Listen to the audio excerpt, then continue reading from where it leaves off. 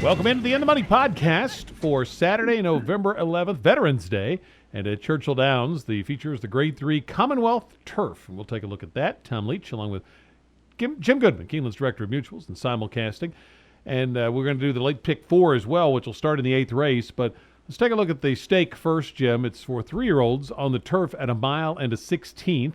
And I think they'll be fine to stay on the turf for this one. Be a little chilly, but otherwise fine.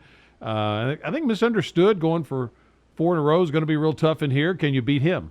Yeah, I think he is going to be tough. The last 3 races have been just super, including the Jefferson Cup at Churchill at 1 mile and 1/8. This is cutting back to 1 mile and 1/16th, though. So I think that there's a couple other horses here that are going to like that distance, and I'm going to try to beat him. I'm going to obviously use him in all the pick 3s and pick 4s, but as far as inside this race, I'm going to take Parlor, the 4 horse, for Eddie Canale.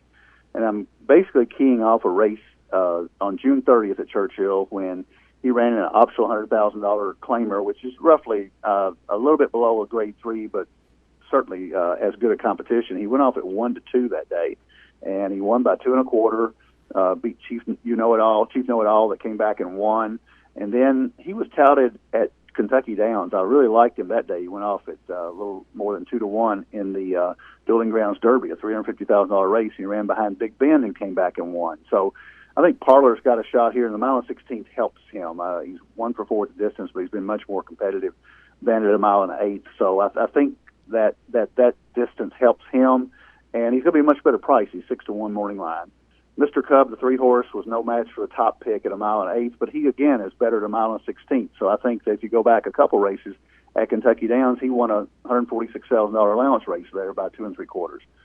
Giant Payday's got a shot on the outside for Ian Wilkes, coming out of the same race as Mr. Misunderstood.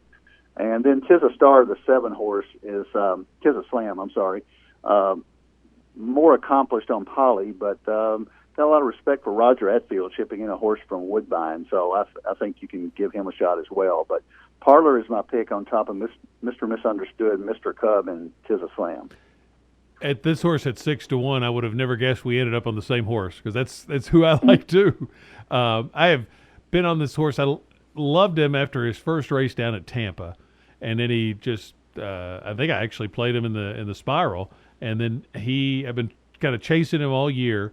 And the more I looked at it, I thought he's got a shot at here, and I don't want to be sitting on the sidelines watching him win at a nice price and not have him. So I think he's got a shot. I like that Le Peroux's been on for 2 of his best runs, and Le Peroux's riding here.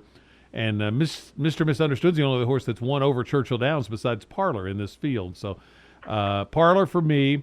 I'm going to use Misunderstood with him, Giant Payday, and Tis a Slam. Tis a Slam's the one I almost picked because I like that win over Holy Helena last time, and then Atfield gets a good local rider in Robbie Alvarado, so that one looks kind of dangerous to me. But I'm going to key with Parlor and use all 4 of those or 3 of those 4 actually in the late pick 4, which starts in the 8th race, and I'm going to go 3 deep in the first leg.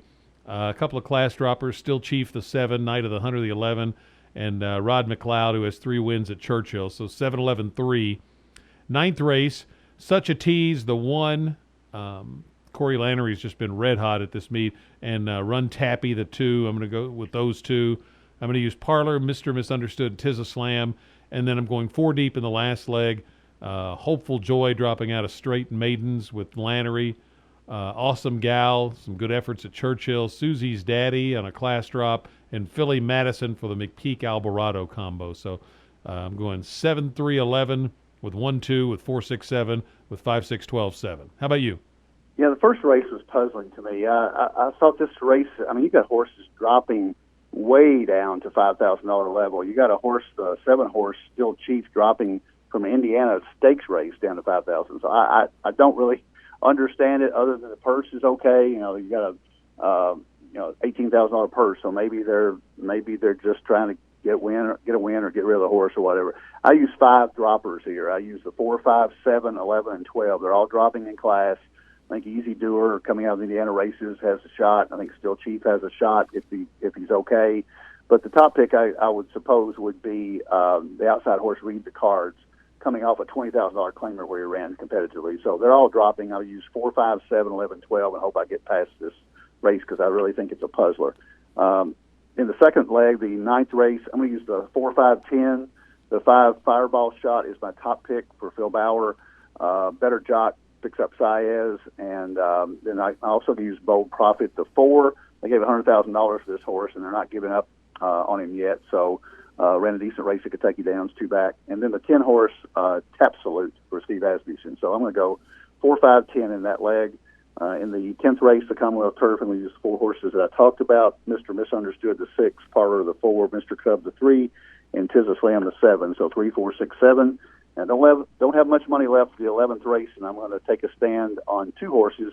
Hopeful Joy, the 5, from maiden special weight, dropping down to 10,000. Again, that's a big red flag, but and they gave $100,000 for her, so they're willing to take a big loss. And I'm going to cover with Awesome Gal for Gary Hartledge, who's been fairly consistent at this level. So I'm going to use 5, 6 there.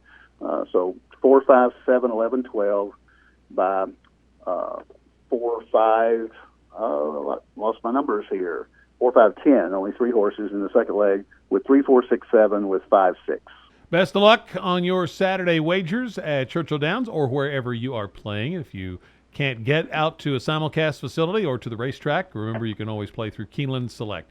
This is the In the Money podcast. We'll be back next Saturday. For Jim Goodman, I'm Tom Leach. This is KeenelandSelect.com's In the Money podcast.